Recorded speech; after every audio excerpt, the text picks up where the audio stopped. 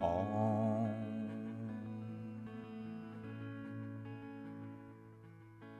Om Triambakani Jamare Sugandhin Pushtivartana Urvaru Kamivavandrana Rityo Rukshamamrita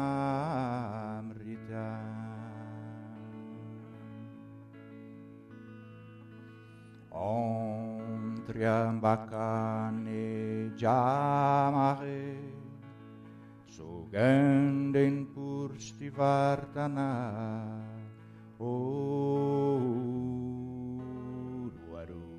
Kamivavandrana Rityo Rukshamamrita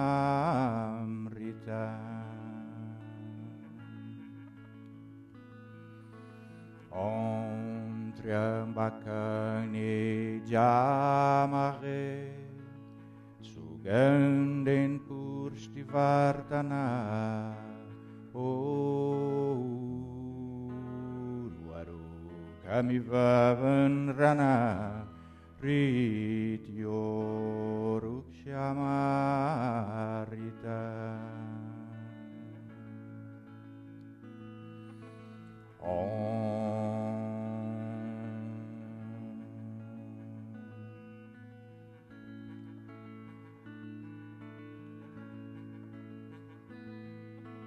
Om Triambakani Jamare Sugandhin Pushtivartana Urvaru Kamivavandrana Rityo Rukshamarita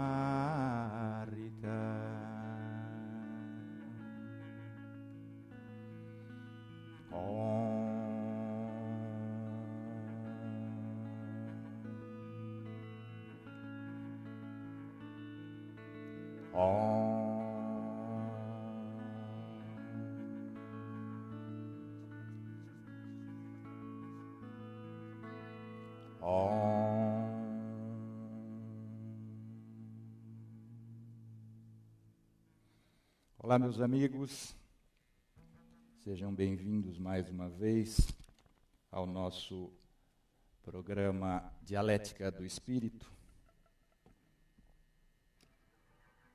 Eu abri o nosso programa hoje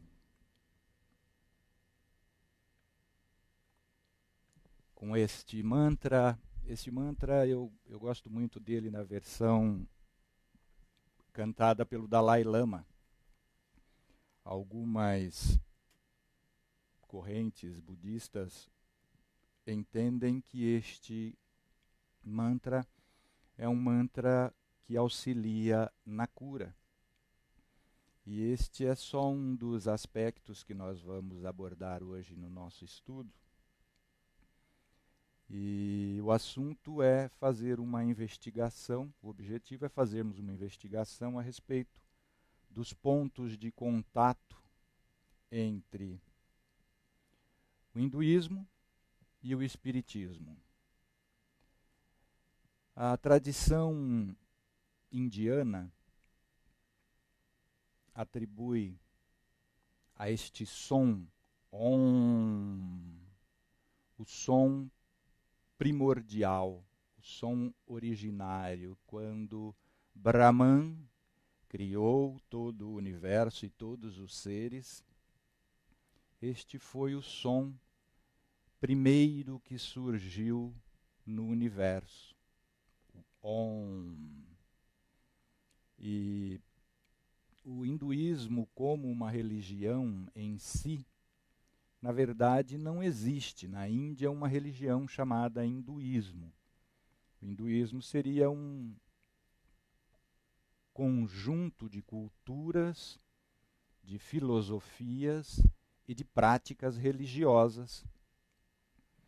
Mas como existe o cristianismo, o budismo, o shivaísmo, a tradição Vaishnava, não existe um hinduísmo como uma religião única. E qual é o objetivo de nós investigarmos conceitos do hinduísmo, cotizando, né, analisando, investigando a relação que pode haver com alguns conceitos do espiritismo? Eu, depois que li um livro publicado pela FEB, intitulado O Espiritismo, Faquirismo Universal, eu fui até a Índia para investigar as relações que existiriam, segundo o autor desse livro, Paul Gibier, entre a prática da mediunidade orientada pelo espiritismo e a prática da mediunidade orientada pelo hinduísmo. E na minha viagem à Índia para estudos, para aperfeiçoamento, para aprofundamento desse conhecimento, eu constatei vários pontos de contato entre o espiritismo francês e a tradição vedântica, a tradição dos Vedas e dos Vedantas, que são os livros sagrados que deram origem ao que chamamos de hinduísmo. E, nesse ponto, a tradição de leitura do hinduísmo no Ocidente peca por alguns aspectos que não são muito bem esclarecidos, que não se coadunam tão perfeitamente com a tradição da filosofia hinduísta. Eu me baseio nesses estudos, principalmente na filosofia de Sri Aurobindo. Sri Aurobindo é um filósofo indiano, foi parceiro do Gandhi na Revolução, um dos maiores intelectuais, dos maiores pensadores da Índia, parceiro do Gandhi na Revolução, que libertou a Índia do colonialismo inglês, da Grã-Bretanha. E Sri Aurobindo faz uma leitura na sua obra Vida Divina dos Vedantas, das Upanishads e dos Vedas, e traduz para nós esses textos filosóficos e religiosos daquela tradição. E é com base na filosofia da Vida Divina de Sri Aurobindo, nesse tratado de filosofia e de religião, que eu farei a nossa exposição inicial, para a gente responder as perguntas depois que os amigos, generosamente, alguns já apresentaram e que outros têm apresentado no decorrer do nosso programa. Esse programa está sendo transmitido e colocado no mundo exatamente para a gente investigar as filosofias e as religiões, para que nós tentemos nos esclarecer o máximo possível dos pontos de contato entre as diversas religiões do mundo, para que nós desenvolvamos um pouco mais de conhecimento e eliminemos com isso o desconhecimento que gera a ignorância e eliminando pouco a pouco a intolerância filosófica e religiosa. Já é tempo do mundo acabar com a intolerância religiosa. E eu digo isso por quê? Porque, comungando do conhecimento espírita e participando do movimento espírita brasileiro, eu já ouvi muita gente, muita não, algumas pessoas dizendo especificamente que não são adeptos das ideias hinduístas. E Kardec, na sua grandiosidade filosófica e cultural, ele recomenda o estudo de várias religiões, dizendo que o Espiritismo é de todas as eras da humanidade, que o Espiritismo está no Egito Antigo, o Espiritismo está na Índia, o Espiritismo está no Oriente, está no Ocidente. E hoje nós não temos mais essa divisão cultural. O mundo, pelos veículos de comunicação, se transformou realmente numa aldeia. Então é dever de todo mundo que professa que comunga de algum sentimento religioso, de alguma prática religiosa, conhecer o pensamento e, sobretudo, o sentimento de outras tradições, a fim de que nós acabemos com a intolerância, principalmente hoje com os veículos de comunicação tão francos e tão acessíveis a nós. Um dos pontos que me surpreenderam no estudo do hinduísmo é que, ao contrário do que a gente pensa, o hinduísmo não é politeísta. Então eu vou chamar o hinduísmo aqui este jeito de enxergar o mundo, né? Uma forma de enxergar o mundo que congrega cultura, tradição e religião, tradição filosófica e religião. Vou chamar as dezenas ou centenas e milhares de manifestações religiosas que existem na Índia e filosóficas e culturais, eu vou chamar de hinduísmo. Então, os irmãos que comungam de alguma dessas vertentes indianas, não me perdoem a generalização. Aqui é só um bate-papo introdutório. Um dos equívocos que eu tinha logo de início, quando comecei a estudar o hinduísmo, é pensar que o hinduísmo era politeísta. E o hinduísmo não é politeísta. Há várias manifestações religiosas dentro desse contexto, mas o hinduísmo é monoteísta originariamente, porque tem um Criador supremo, um sumo Criador e único, que é Brahman. Brahman é o alfa e o ômega de todas as coisas, diz Sri Aurobindo na sua obra Vida Divina. Então, ao contrário do que eu pensava, o hinduísmo é monoteísta, um único criador de todas as coisas. Há, como várias tradições, intermediários que se relacionam com os homens, como a mitologia grega tinha os deuses, os semideuses, a tradição da Índia tem também vários deuses que se relacionam diretamente com os homens reciprocamente, que são os deuses da tradição indiana. Entre os mais destacados, a tradição shivaísta, do deus Shiva, onde eu mais me aprofundei nos estudos dessa tradição. Mas qual é a relação estreita que existe entre o hinduísmo e o espiritismo francês? Exatamente na prática, no conhecimento e na prática da mediunidade. No conhecimento do quê? Da perfeita e constante comunicação que existe entre os espíritos desencarnados e os espíritos encarnados. As tradições da Índia são, como o próprio espiritismo, reencarnacionistas. E para que a reencarnação? A reencarnação, como o próprio espiritismo expõe, para que haja o aperfeiçoamento, o crescimento, a purificação da consciência, do espírito. E isso se dá através do princípio da reencarnação. Então há também, nas tradições da Índia, a lei de progresso. Há duas distinções básicas nesta aproximação do espiritismo com o hinduísmo. No hinduísmo tem o conceito de karma. Karma como fruto das ações. No espiritismo há também a lei de causalidade moral. Causa e efeito moral.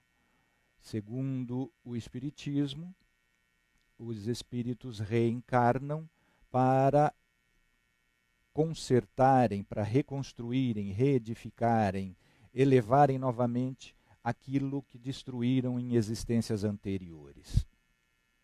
Isto seria em decorrência da lei do progresso, para aprendizado. Os espíritos reencarnam, portanto, para aprendizado, aprendizado da lei. Que lei? A lei de Deus. Cumprir todas as leis de Deus, até alcançarmos a condição de pureza espiritual e cumprir a lei maior, que é a lei de amor. No hinduísmo existe o karma, a lei do karma. O que determina a lei do karma? Que toda consciência reencarne para cumprir aquilo que necessita para a sua elevação, mas há uma distinção muito grande, significativa, no hinduísmo, nesse conceito de karma, do espiritismo. Porque, segundo a lei do karma, pelo que eu pude auferir dos estudos que eu fiz e da experiência na Índia, inclusive na tradição do Gandhi, na tradução do Bhagavad Gita do Gandhi, a lei do karma é inexorável. Portanto, o karma é imutável. A pessoa reencarna, o espírito, a consciência reencarna e deve suportar todos os efeitos das suas ações anteriores. Portanto, o karma seria como algo como que não adianta muito se lutar contra. E isto, segundo Gandhi, propiciou essa interpretação equívoca, segundo o Gandhi, propiciou o sistema de exploração de castas na Índia, social, porque geraria um conformismo nos espíritos encarnados em castas inferiores. Ele suporta o seu karma como efeito de ações anteriores, passadas, e não luta para a modificação do seu estado reencarnatório. Isso é absolutamente contrário ao que diz o Espiritismo. O conceito de karma, este vocábulo karma, não existe no vocabulário de Kardec, no léxico de Kardec não existe esse termo karma, exatamente porque há essa distinção principiológica. Porque a lei de causa e efeito esclarecida pelo Espiritismo diz que toda reação, todo efeito, ele tem uma função pedagógica. Então, suportar os efeitos das suas ações passadas, em existências passadas, não pode ser, mesmo na encarnação, não pode ser um estado permanente, imutável para o espírito encarnado. Essa diferença é fundamental com o conceito de karma, segundo a tradição indiana, porque, segundo aquela tradição, o karma seria imutável.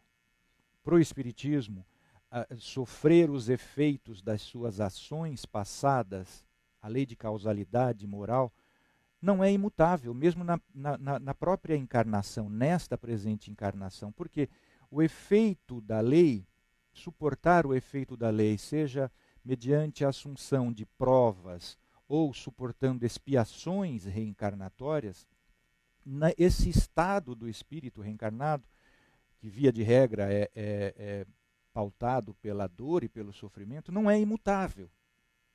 Porque o efeito dessa lei tem como princípio fundamental o progresso do espírito. A partir do momento em que o espírito assimilou, aprendeu o que a prova ou a expiação, a dor, o sofrimento, tem como objetivo lhe ensinar, a dor tem que cessar, o sofrimento tem que cessar. Portanto, para o Espiritismo, os efeitos das ações passadas não são permanentes na mesma encarnação.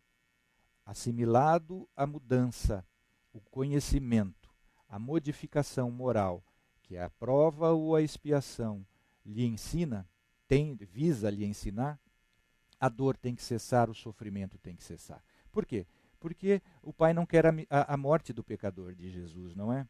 Mas sim a misericórdia. Então, assimilado o aprendizado, a função pedagógica da dor e do sofrimento devem cessar. Essa é uma distinção fundamental entre a lei do karma, segundo o hinduísmo, e a filosofia e a tradição espírita kardeciana. Um outro conceito bastante distinto também visa esclarecer a reencarnação, que na tradição indiana se insere no contexto da roda da samsara.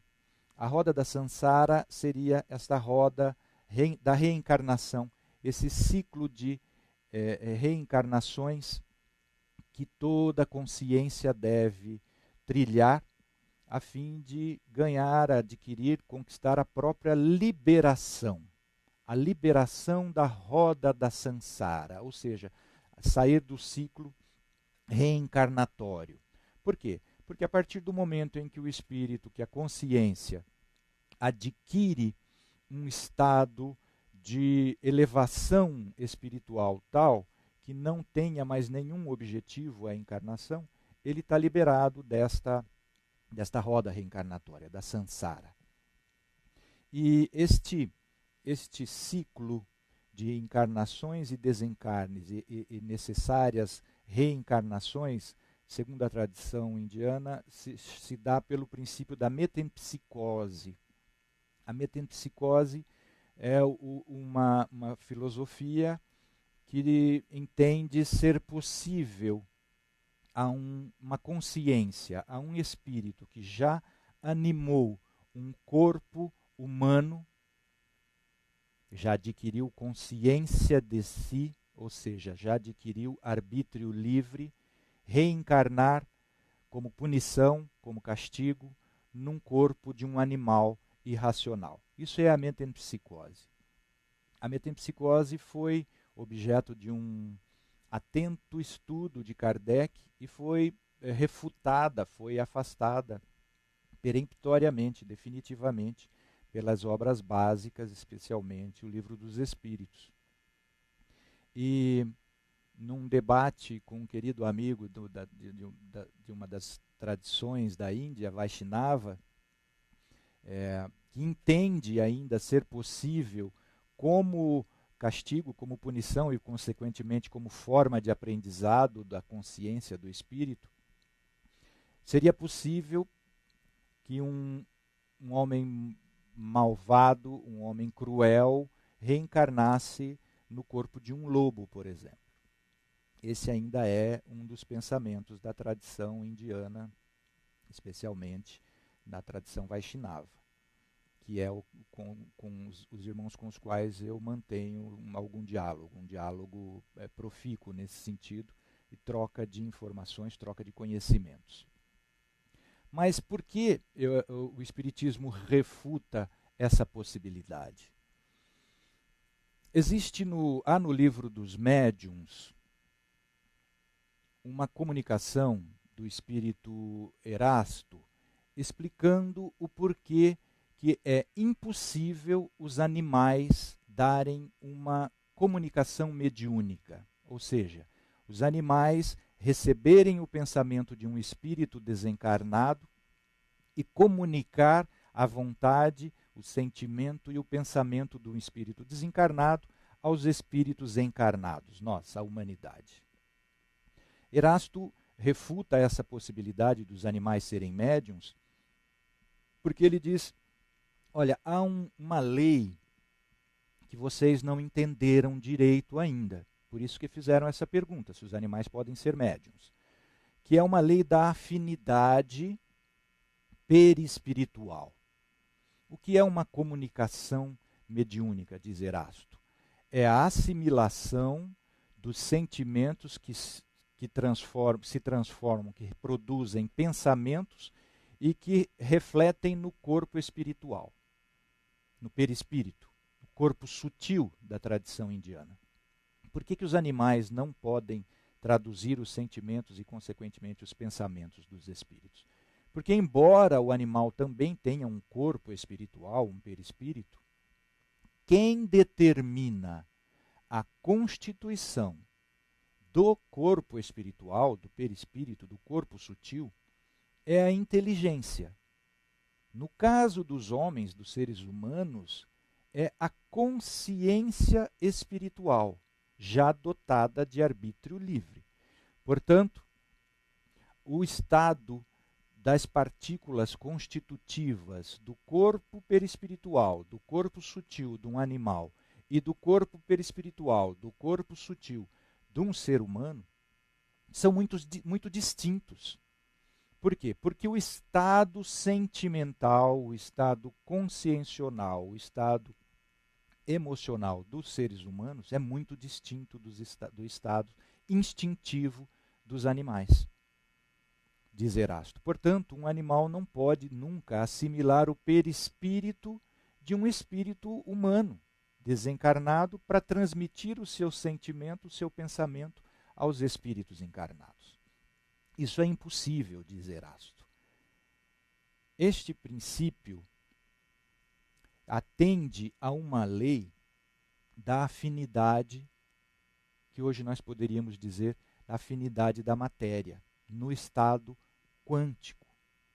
Na época em que o Kardec organizou esses trabalhos, há 160 anos atrás, a física quântica ainda não tinha sido teorizada, não tinha sido pleiteada, não tinha sido demonstrada ainda a existência de partículas materiais num estado quântico. E esta realidade hoje da física de partículas nos auxilia a fazermos a leitura com mais precisão dessas informações trazidas por Erasto. Evidentemente que quando a tradição Vaishnava, a tradição indiana, também foi organizada e ela vem sendo atualizada como o Espiritismo há milênios, o Espiritismo há séculos, mas a tradição Vaishnava remonta a milênios antes de Cristo, é de antes de Cristo. Então, essa tradição vem sendo interpretada e atualizada segundo, assim como o budismo tibetano também. Mas na época em que essa tradição foi organizada e nas últimas atualizações mais precisas, a física quântica estava apenas engatinhando. Então hoje dá para a gente fazer uma analogia, uma leitura com os experimentos, com as conclusões da física quântica, no sentido de esclarecer a impossibilidade da metempsicose. Ou seja, de um espírito, de uma consciência humana reencarnar num corpo animal. Exatamente por quê? Porque quem organiza, quem sustenta o corpo sutil, o corpo espiritual, o perispírito, é o espírito, com a sua consciência de si, com a sua vontade já relativamente livre, enquanto que o animal não. O que dizem os espíritos em relação à distância que separa o instinto do animal, a inteligência do animal e a consciência humana dos espíritos, desencarnados e encarnados? Dizem os espíritos que essa distância que separa a inteligência do animal, o instinto do animal, dos homens, é a mesma distância que separa a consciência humana da consciência suprema de Deus. Então é uma distância muito grande. Dá para nós não testarmos cientificamente, né, fisicamente, mas dá para nós fazermos uma analogia de que o corpo do animal é muito grosseiro, o corpo espiritual do animal é muito grosseiro ainda em relação ao corpo sutil, o corpo espiritual do ser humano, da consciência. E a gente sabe que, como os espíritos revelaram, e a física de partículas, a teoria das supercordas, já tem pleiteado, confirmando a revelação espírita, que a matéria nada mais é do que estados vibracionais das partículas que constituem os diversos estados de matéria do universo. O que é o fluido cósmico universal, segundo a revelação dos espíritos? É a menor partícula de matéria e que vibra em constante estado, se encontra em constante estado vibracional. E de acordo com a frequência vibratória, ela constitui, o fluido cósmico universal constitui os diversos materiais do universo. Exatamente isso que diz a física de partículas da teoria das supercordas. Ou seja, a teoria das supercordas hoje, ela, embora ainda seja apenas uma teoria, ela confirma aquilo que os espíritos revelaram há 161 anos atrás no Livro dos Espíritos. Então, com base nessa teoria contemporânea, com a revelação dos espíritos, dá para nós fazermos uma análise e uma identificação comprovando a impossibilidade física e consciencional da metempsicose. O porquê do Espiritismo ter refutado tão peremptoriamente a metempsicose.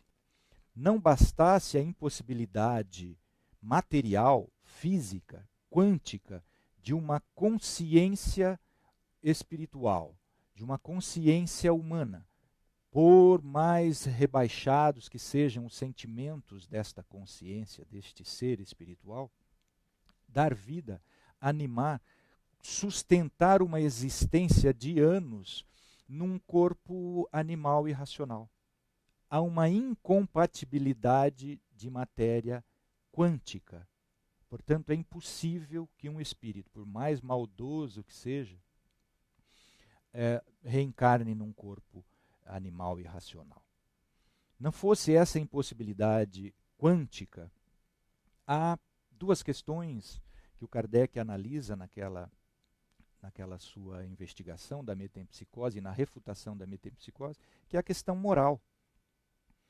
Se o hinduísmo ainda conserva a ideia de karma, o conceito de karma, como um castigo para as encarnações posteriores, essa ideia da metempsicose pode fazer até sentido, mas somente neste contexto. Agora, segundo a tradição espírita, não há castigo, porque o que se visa com a reencarnação é o avanço moral da consciência, é o avanço moral da inteligência, é o avanço moral do espírito. Portanto, por mais duras que sejam as condições reencarnatórias, absolutamente isso não se dá como castigo. As provas e as expiações suportadas por nós, espíritos reencarnados neste planeta ainda, por mais duras que sejam, elas visam tão só e exclusivamente suportarmos os efeitos das nossas ações, mas como medida pedagógica, porque a lei que determina a reencarnação é a lei do progresso. E a lei do progresso não é uma lei de castigo, é a lei para realizarmos as potencialidades de autodivinização que nós temos como criaturas. Isso também diz o hinduísmo, para realizar a consciência plena, tornar-se um com o Criador e descobrir-se que faz parte de um universo muito maior de sentimentos absolutamente já autorrealizados, ou seja, autodivinizados. É isso que visa toda a encarnação. E seja segundo a tradição hinduísta, a tradição do yoga, a tradição Vaishnava, seja a tradição espírita. É a plena realização da consciência. Mas, divergindo do hinduísmo, o espiritismo diz, não há castigo, não há punição, mas simplesmente a reencarnação, suportando provas duras e expiações, é para o progresso. Ser co-criador do universo e principalmente co-criador da sua autorrealização. Isto é que visam as provas e as expiações. Evidentemente que as aproximações da tradição indiana e a tradição espírita param por aí. Na mediunidade, na realidade, são muito maiores as aproximações do que as divergências. Na verdade, as divergências são pequenas, as aproximações são muito grandes, porque há a lei do progresso, tanto no hinduísmo quanto no espiritismo. Há o sumo criador, Brahman, no hinduísmo, Deus, a suma consciência, a suprema inteligência, causa primária de todas as coisas, como nos diz o Livro dos Espíritos, pergunta número 1 do Livro dos Espíritos. A plena comunicabilidade entre as duas realidades também é um traço característico das duas tradições. A comunicação mediúnica é uma realidade, tanto na tradição hinduísta quanto na tradição espírita. Então, as aproximações são muito maiores. Agora, as manifestações exteriores, aí são muito distintas. Mas as manifestações religiosas, as formas ritualísticas, as manifestações culturais, são próprias de cada região, de cada tradição. E os maneirismos, a ritualística se distingue, mas isso é a parte exterior. das religiões, assim como de todas as tradições religiosas, têm maneirismos e ritualísticas completamente distintas. Mas nem por isso nós devemos afastar os conhecimentos. Muito pelo contrário. Kardec diz que o Espiritismo não visa e não será uma religião, a religião universal. O Espiritismo não é para ser a religião única do universo, diz Kardec, nem do planeta Terra. Mas o Espiritismo é para contribuir para o esclarecimento de eventuais pontos contraditórios e obscuros das tradições religiosas. O Espiritismo já fez isso com o cristianismo católico e protestante, embora haja divergências de moralidade nenhuma, mas o Espiritismo esclareceu a reencarnação, mostrando que Jesus falava para um povo que sabia da reencarnação e falava claramente da reencarnação. Jesus sabia da reencarnação porque já era uma tradição filosófica revelada há 8.000 anos, exatamente nos livros sagrados da tradição indiana. Os Vedas, os Vedantas, as Upanishads. Lá foram os rishis, os médiums indianos, que psicografaram os livros sagrados e revelaram a pré-existência, aquilo que a tradição grega chamou de pré-existência e transmigração das almas. Então, neste sentido, é óbvio que a tradição judaica trazia no seu conhecimento antigo a reencarnação. A tradição da Cabala é reencarnacionista. Moisés era da tradição reencarnacionista. Na Grécia Antiga, Sócrates, Platão, Heráclito de Efésios, Pitágoras eram reencarnacionistas e chamaram essa tradição de pré-existência e transmigração das almas.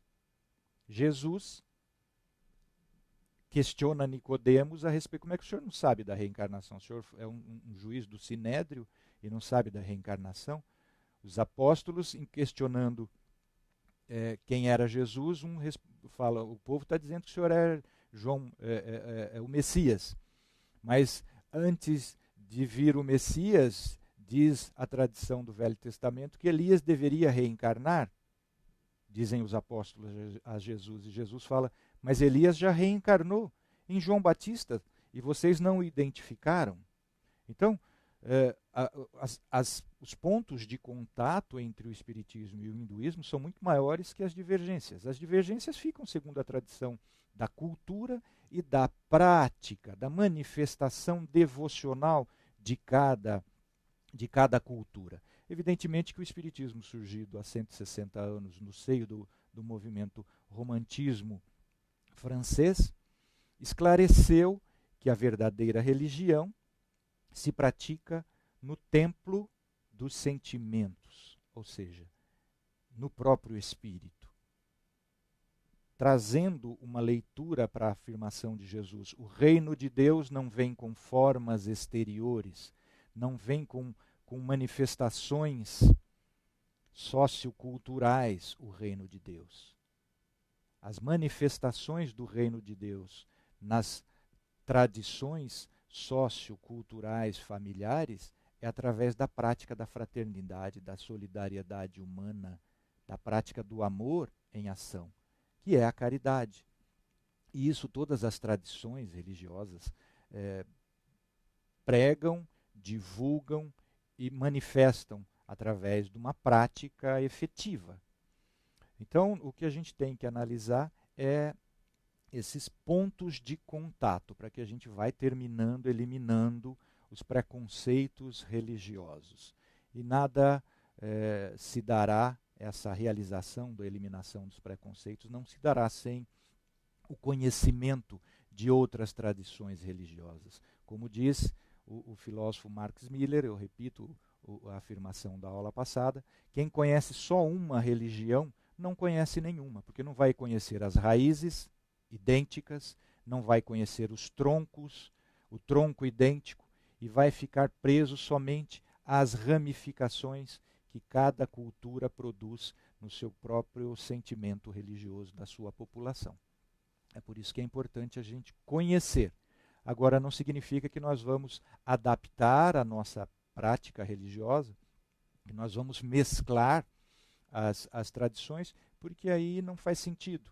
A manifestação exterior segue a sua própria tradição cultural. E isso não faz sentido, ficar trazendo manifestações exteriores de religiosidade para o interior de uma ou de outra tradição religiosa. Mas conhecer para se respeitar é o dever de todo praticante de alguma religião. Porque a intolerância religiosa, num mundo pautado hoje pela comunicação instantânea, não mais se justifica. Não mais se justifica preconceito religioso.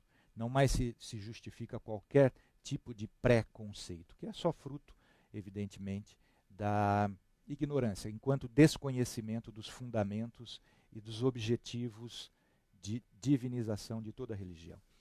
Vamos ver se a gente consegue responder algumas questões que estão sendo formuladas.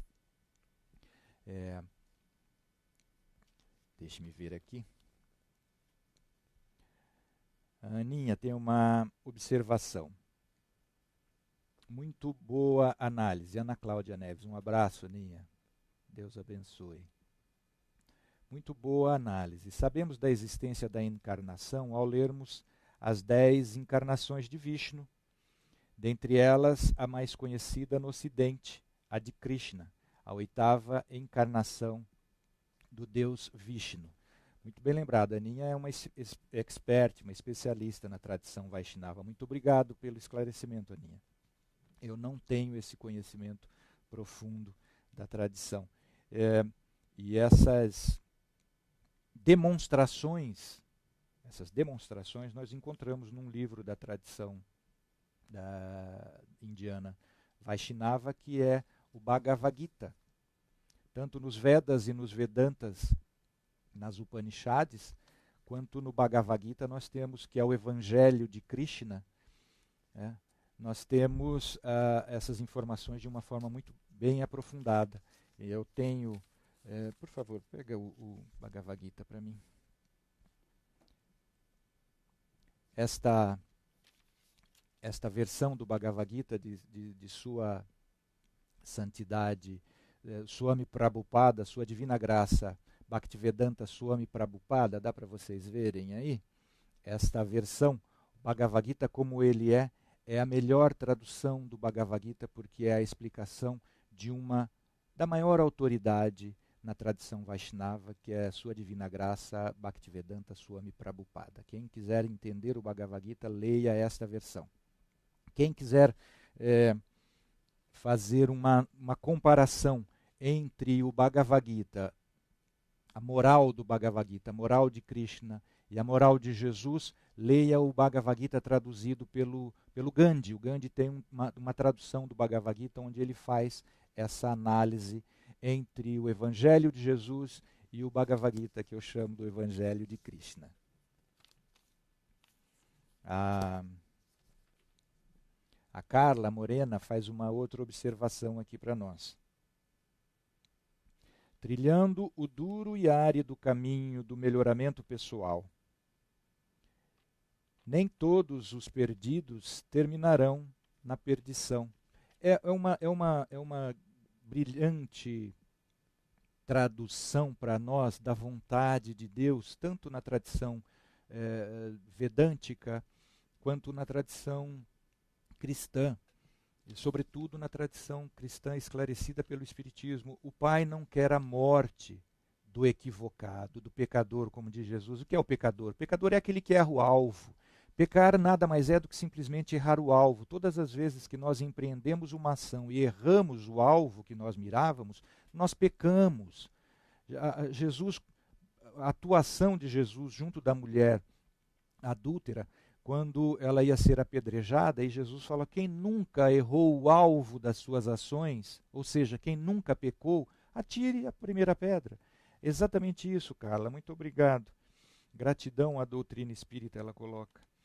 nem todos os perdidos, temporariamente perdidos, né? Porque a gente se equivoca, mas logo é esclarecido, retornando para o mundo espiritual.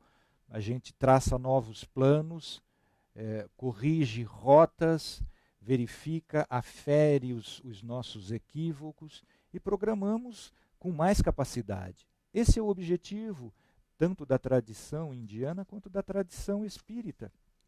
A roda da samsara, a roda da reencarnação, é para isso, para o aprendizado da lei que nos libertará, que é o conhecimento da verdade, do amor universal, a fonte de toda a criação. É isso que nós estamos trilhando aqui. Por que a Carla Morena pergunta ainda por que a religião católica nega a reencarnação?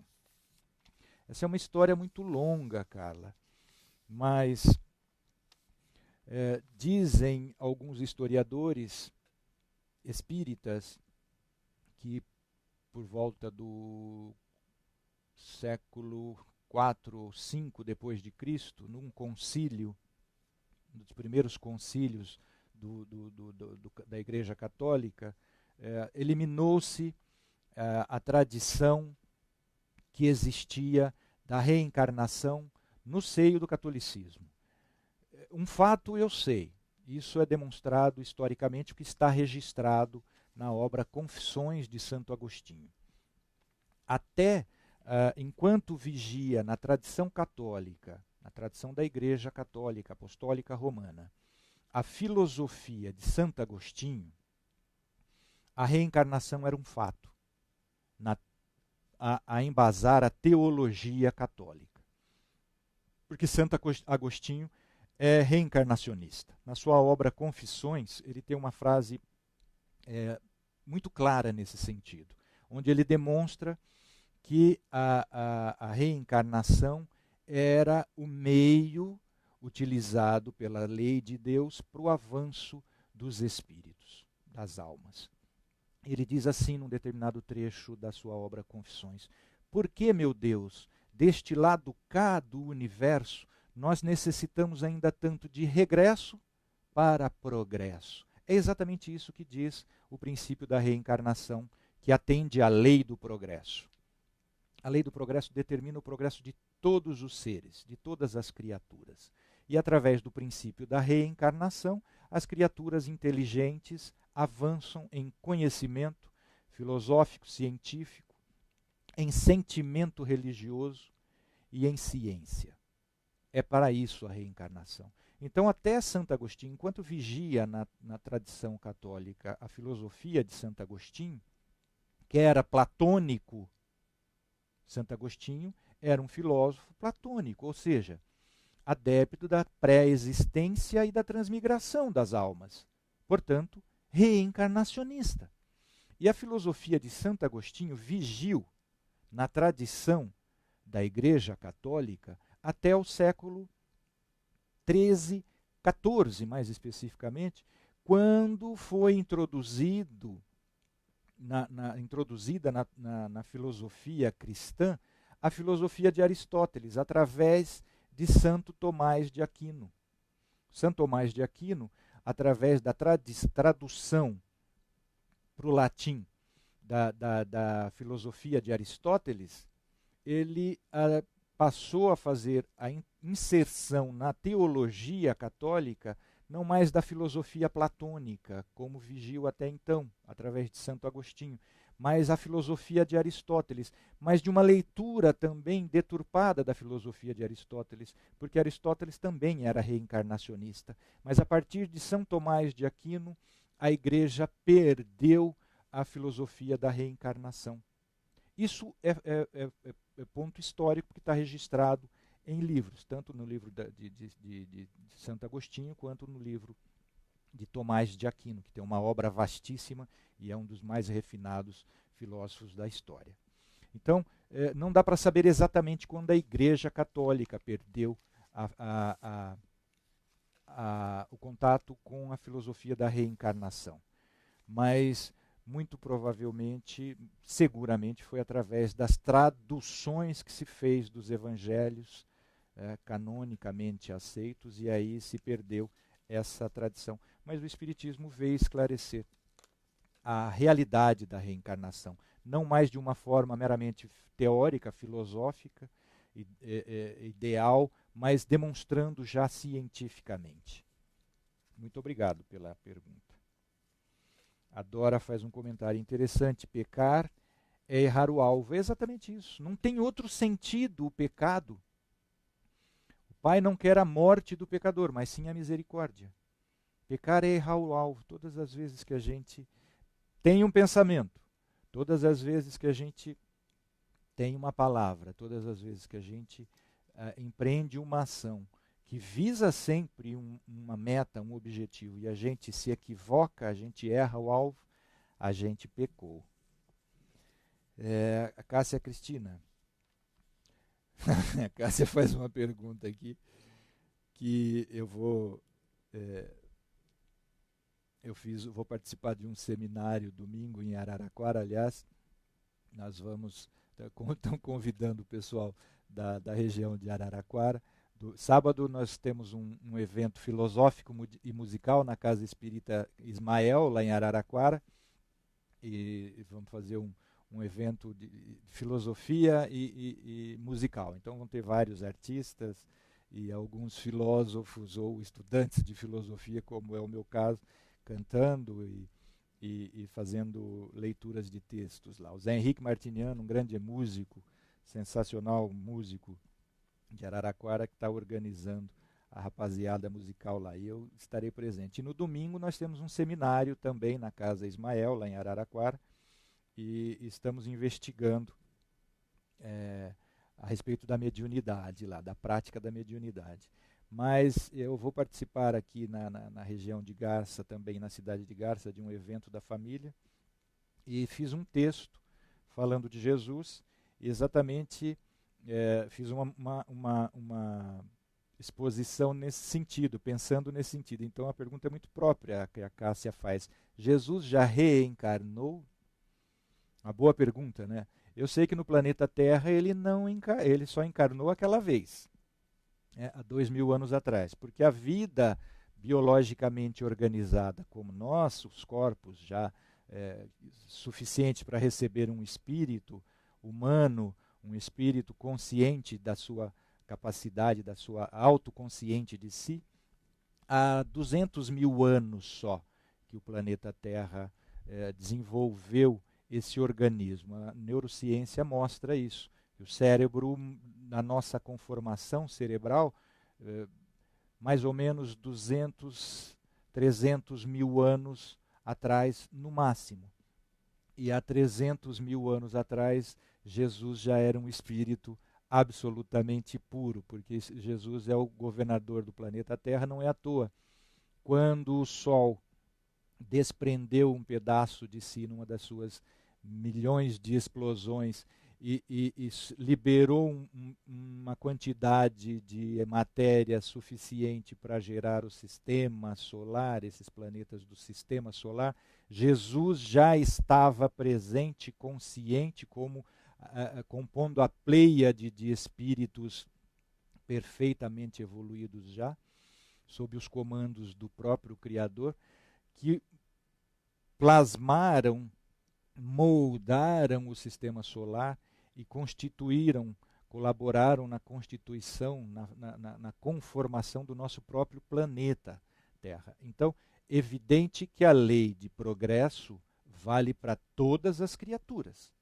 Então, Jesus trilhou, como nós estamos trilhando, essa mesma trajetória evolutiva. Agora, não dá para a gente saber quando foi isso e onde, porque nós não temos recursos cognitivos para adentrarmos ainda nesse tempo e espaço do Criador. Mas, sem dúvida nenhuma, Jesus serve para nós como modelo exatamente porque ele teve a mesma trajetória de vida. Ele tem a mesma trajetória de vida que nós. Agora, ele foi criado antes por Deus. Tem uma fala de Jesus num dos evangelhos, ele diz assim: antes de Abraão ser, eu já era. Ou seja, como Deus está criando constantemente princípios inteligentes para cumprirem a sua trajetória evolutiva, Jesus também foi criado. E Jesus evoluiu como nós estamos evoluindo, experiência após experiência, encarnação após encarnação. Mas ele dá uma dica da antiguidade dele enquanto criatura de Deus. Quando ele diz, antes de Abraão ser, eu já era. Ou seja, essa é uma frase de alta envergadura filosófica. Porque o que está dizendo Jesus é o seguinte, quando que um espírito passa a ser?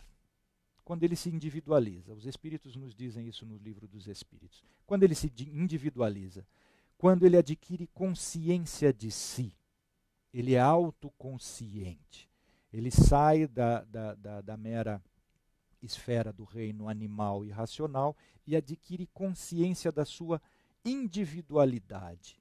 Ele desenvolve, a partir desse momento, o arbítrio livre. O que Jesus está dizendo é que quando Abraão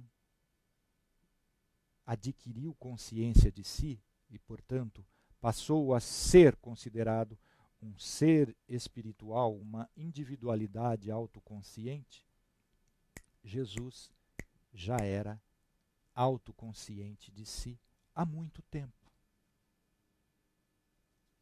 Então, ele dá uma dica para a gente da anterioridade da sua criação, mas não dá para a gente saber isso, onde ele desenvolveu as suas potencialidades de autodivinização, porque ele diz, eu e o Pai somos um, ou seja, ele já comunga, ele já está imerso no próprio sentimento de Deus, o Criador. Então ele não tem mais o que aprender, mas que ele encarnou. Agora, se ele reencarnou e onde ele reencarnou, eu não consigo saber. Mas muito obrigado. É uma boa pergunta para a gente investigar. A Ana Cláudia faz uma afirmação aqui, que é uma bênção essa possibilidade de aprendermos uns com os outros. É uma bênção, Aninha, porque a partir do momento em que nós abrimos para o conhecimento do outro, né? Lembra da aula passada que eu falei do Ubuntu? Ubuntu é esse, eu sou porque nós somos. Jesus, quando diz eu sou, Abraão é porque eu fui já. Abraão já se realizou como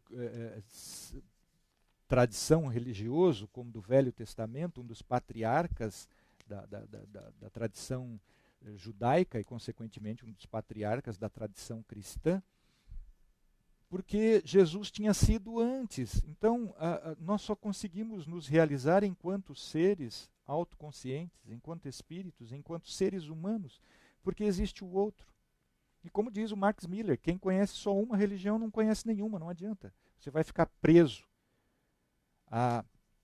às religiões, o conhecimento das outras tradições religiosas servem para reforçarmos a verdade incerta na nossa religião, ou para nós modificarmos aquilo que ainda não está plenamente esclarecido, segundo a nossa leitura da nossa própria tradição religiosa. Aline faz uma pergunta, professor, Krishna seria um espírito próximo da envergadura de Jesus? Aline, você me compromete com essa pergunta, mas é uma pergunta sensacional, porque durante os primeiros anos dos meus estudos do Bhagavad Gita, comparado com o Evangelho de Jesus, no começo eu cheguei à identidade do ensinamento moral do Bhagavad Gita, com a identidade, com o ensinamento moral de Jesus, dos 4 evangelhos canonicamente aceitos, é muito próxima. A moralidade do Bhagavad Gita, o ensinamento moral do Bhagavad Gita e o ensinamento moral dos evangelhos é quase que idêntica. Eu, durante muito tempo, um bom tempo, eu cheguei a pensar se não poderia ser o mesmo espírito que teria se manifestado 600, 800 mil anos antes de Cristo, através do Bhagavad Gita, através do profeta Krishna, que os adeptos da tradição Vaishnava entendem que é a própria manifestação de Deus. Krishna é a própria manifestação de Deus, como nossos irmãos católicos e protestantes pensam ser Jesus a encarnação do próprio Deus, uma das suas tríplice manifestação. Os adeptos da tradição Vaishnava, nossos irmãos Hare Krishnas, entendem ser também Krishna a própria encarnação de Deus, do Criador. Mas eu cheguei à conclusão de que não é o mesmo espírito por um detalhe apenas. Um só detalhe. Quando Krishna orienta Arjuna, o discípulo que registrou o seu evangelho, quando ele orienta o Arjuna a empreender a batalha de Kurukshetra, que é a batalha que ele estava prestes a travar, porque ele era um príncipe guerreiro e o seu pai, o rei, iria guerrear contra o irmão, o tio de Arjuna. E Arjuna estava enfrentando um dilema moral. Falei, se eu empreender essa batalha como um príncipe líder do exército do meu pai, eu vou ser obrigado a matar meus primos e até meu tio. E ele está nesse dilema moral e Krishna fala para ele, fala, olha, se é seu dever, a noção de dever no Bhagavad Gita, como a noção de dever no Evangelho de Jesus é tamanho que Krishna fala, se é seu dever, se você entende que é seu dever empreender essa batalha, você não tem que pensar, você tem que ir e lutar. Isto é o que me impede de identificar no espírito que se manifestou como Krishna a mesma manifestação de Jesus. Eu sei hoje que Krishna, eu entendo hoje pelo esclarecimento espírita, eu entendo hoje que Krishna é sim um espírito da mais alta envergadura, muito próximo de Jesus, enviado, como os espíritos nos revelaram, pelo próprio Jesus para preparar a humanidade de uma forma elevadíssima para a compreensão da própria moral do Cristo.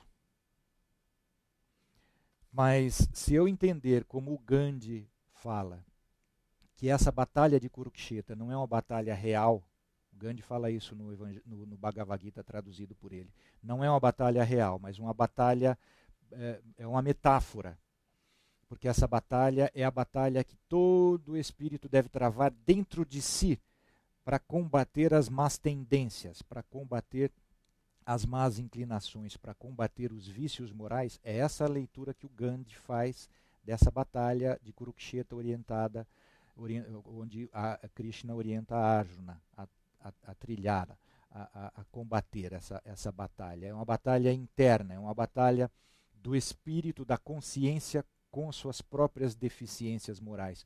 Aí então o espírito Krishna se aproxima muito mais ainda do espírito da via moral, né? A moral de Krishna se aproxima ainda muito mais da moral de Jesus. Mas eu não tenho dúvida que Krishna é sim um espírito da mais alta envergadura. Como os profetas antigos também. Por isso que Jesus fala, eu não vim modificar a lei. Eu vim mostrar como todas as leis e todos os profetas, e ele não está falando dos profetas da tradição judaica só. Quando ele diz todas as leis e todos os profetas são condensados na lei de amar a Deus sobre todas as coisas e ao próximo como a si mesmo, ele está falando de todos os profetas anteriores a ele. Ele está falando de Krishna, ele está falando de Moisés, ele está falando de Abraão, ele está falando de Zoroastro, Zaratustra, ele está falando dos profetas, dos Vedas e dos Vedantas. O espírito Emmanuel, através da mediunidade de Chico Xavier, mostra como Jesus enviou esses profetas antes dele para prepararem a humanidade para receberem a sua moral mais difícil de cumprir ainda. A Cláudia faz uma seguinte pergunta. Se você está encarnado para reparar um erro que cometeu ou não, e se repetir o mesmo erro, vai reencarnar de novo? Isso acumula? A gente sempre avança, Cláudia. A gente sempre avança um pouco a cada encarnação.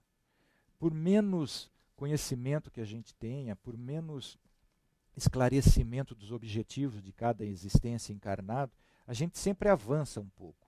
E evidentemente que as lições da existência encarnada repetem, é um pálido exemplo do que acontece no mundo espiritual.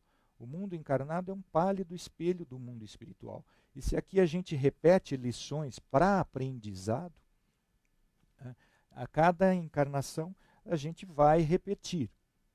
Por isso é que Jesus, naquela fala que é estranha, parece estranha, inclusive o Espiritismo esclareceu como no capítulo Estranha Moral, Jesus fala: se teu olho é motivo de escândalo, arranca-o e joga fora, porque é melhor entrares na vida cego do que incorrer no mesmo erro e suportar as dores do inferno do remorso íntimo. É isso. Às vezes a gente comete mesmos erros, sim, em encarnações sucessivas, isso é comum. Mas porque a gente escolhe provas ou aceita suportar expiações, se sentindo que já está preparado para aquela prova. Mas aí a gente mergulha na carne e aqui a prova é difícil. E a gente comete o mesmo erro porque de fato não estava preparado para aquela situação. Por isso que Jesus recomenda: vigiai e orai, porque o espírito já sabe o que tem que fazer, mas o mergulho na carne provoca-nos fraqueza. Não é a carne que é fraca, é o mergulho na carne que nos provoca tentações inerentes à própria condição de encarnados e que vão nos fazer repetir, às vezes, o mesmo erro. Mas a gente sempre aprende, sim. Aprende com o erro. Mas aprender com o erro é dolorido. A Cássia: nós já conhecemos Jesus na sua perfeição.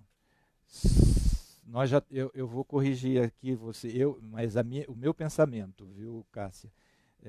Nós já temos informação de Jesus na sua perfeição. Mas conhecer, para mim, é vivenciar. Então a gente tem informação, a gente tem a revelação, o exemplo vivo de Jesus na perfeição. Ele mesmo fala que a gente vai conseguir isso também, quando ele diz: sede perfeitos, como perfeito é o Pai que está no céu. Eu estou voltando, diz ele no Pentecostes. Eu estou voltando e vocês vão ficar aqui e vão fazer tudo o que eu fiz ou mais. Por quê? Porque ele sabia que nós temos tantas encarnações quantas forem necessárias. Eu estou perdido no tempo. Quantas horas, quantos minutos nós temos de aula já? 1h08. Já está na hora da gente ir encerrando. A Aline diz: exatamente, eu cheguei a acreditar que era possível ser o mesmo espírito. Ah, Aline, que bom, não estou sozinho né, nesse equívoco interpretativo da moral de Krishna e de Jesus. Não é o mesmo espírito porque o tempo, se for, né, a batalha de Kurukshetra que Krishna recomendou a Arjuna ou autorizou a Arjuna a empreender, a batalhar, a matar seus familiares, primos e tios com a espada, não pode ser o mesmo espírito. Depois veio e encarnou como Jesus para completar a informação a respeito da lei, de mostrar como se cumpre a lei de amor, porque era pouco tempo para o mesmo espírito, 600 anos, como Krishna falar: não, empunha a espada e vai e mata. Vir daí a 600 anos e falar para Pedro: Pedro, embainha a tua espada, porque quem com ferro fere, com ferro será ferido. É pouco tempo para evoluir, para tanta mudança de orientação. A gente vê que já faz 2000 anos que Jesus veio e a gente continua batalhando ainda, empunhando as nossas espadas. Se hoje não mais realmente física e ferreamente, mas as nossas espadas verbais, nossos sentimentos endurecidos, nossos pensamentos de aço cortante, ainda a gente continua. Não era o mesmo espírito, não. A Aninha fala o seguinte: ela apresenta um link onde o meu querido irmão Lokasaksi, que é das maiores autoridades Vaishnavas do mundo, né, não do Brasil, um grande teórico e um grande praticante do sentimento de Krishna, grande irmão, um abraço meus irmãos da tradição Vaishnava. E um abraço especial para o Loka. A Aninha coloca aí nos comentários um link onde o Loka Saxi, o Lúcio Valério, meu irmão, faz uma análise de Jesus à luz do ensinamento Vaishnava. Muito obrigado, Aninha. Você presta um grande serviço para nossos estudos. Muito obrigado. Um abraço. Eu gostaria de fazer uma citação última de um filósofo e um escritor, um romancista que eu prezo muito, eu gosto muito. É o Fyodor Dostoiévski. Eu me identifico muito com o sentimento dos irmãos da tradição Vaishnava pela manifestação da música. E o Dostoiévski tem uma fala num conto que se chama O Sonho de um Homem Ridículo, e ele diz que é um homem ridículo, e quanto mais ele se investiga, quanto mais ele se conhece, mais ele reconhece que é ridículo. Quanto mais ele aprofunda os seus conhecimentos acadêmicos, filosóficos, mais ele reconhece que é ridículo. Ele diz que os outros riem dele, por ele parecer ridículo, ele se sentir ridículo, ele ser ridículo perante os olhos dos outros.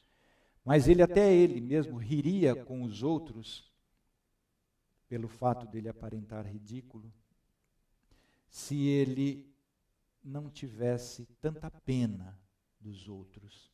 Ele diz, eu sinto pena deles, porque eles não conhecem a verdade, e eu conheço a verdade. E aí Dostoiévski lamenta, como é duro conhecer a verdade sozinho. Jesus que nos recomenda o conhecimento da verdade. E conhecereis a verdade, e a verdade vos libertará. E esse caminho eu tenho certeza que passa pelo conhecimento dos pensamentos, das tradições filosóficas e religiosas. Por isso que a gente tem obrigação de buscar esse conhecimento para eliminar o preconceito. Vamos falando se o som tá bom, porque eu estou com a guitarra bem baixa para mim. Jaya Bhagavan,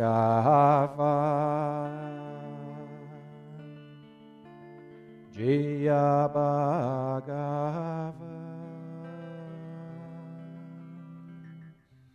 Jaya Bhagavan, Jaya Bhagavan,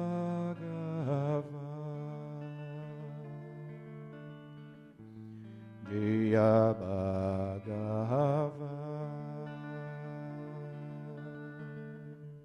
Jaya Bhagavan,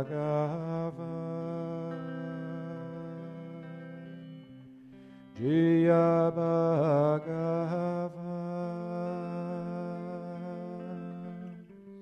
Jaya Bhagavan, Jaya Bhagavan,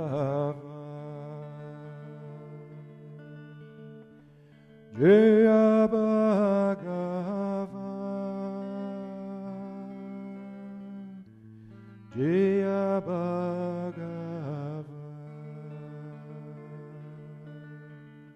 Jaya Bhagavan,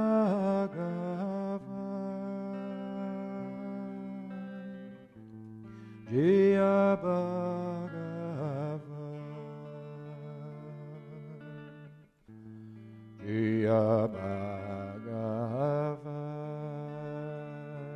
Deus é grande. Deus é Bhagavan.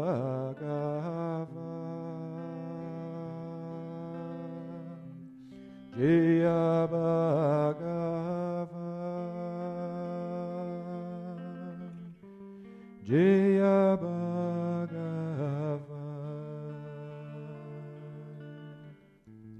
Jaya Bhagavan,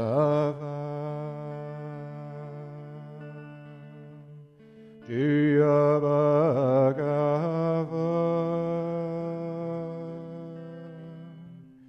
Jaya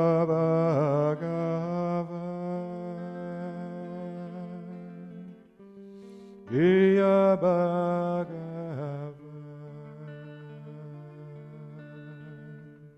Jaya Bhagavan, Jaya Bhagavan, Jaya Bhagavan,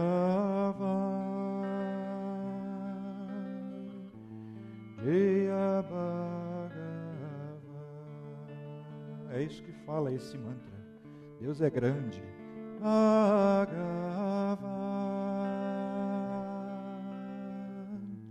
Jaya Bhagavan, Jaya Bhagavan,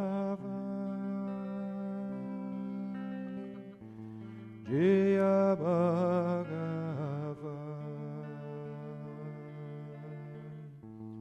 Jaya Bhagavan,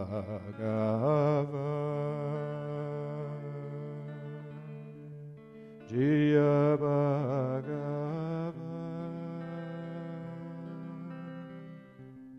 Jaya Bhagavan,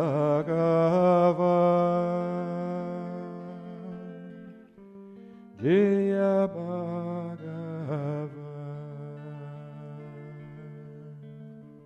Jaya Bhagavan,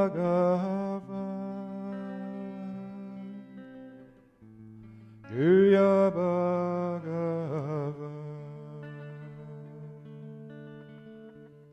Jaya Bhagavan,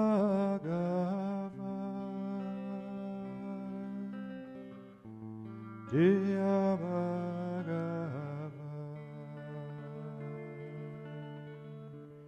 Jaya Bhagavan,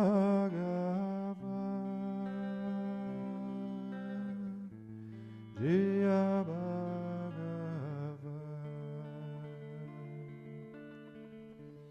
Jaya Bhagavan,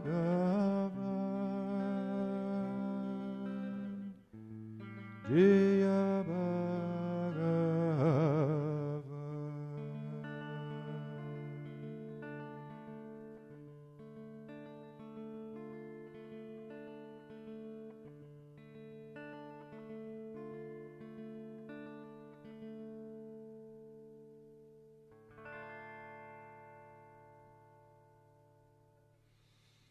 Namastê.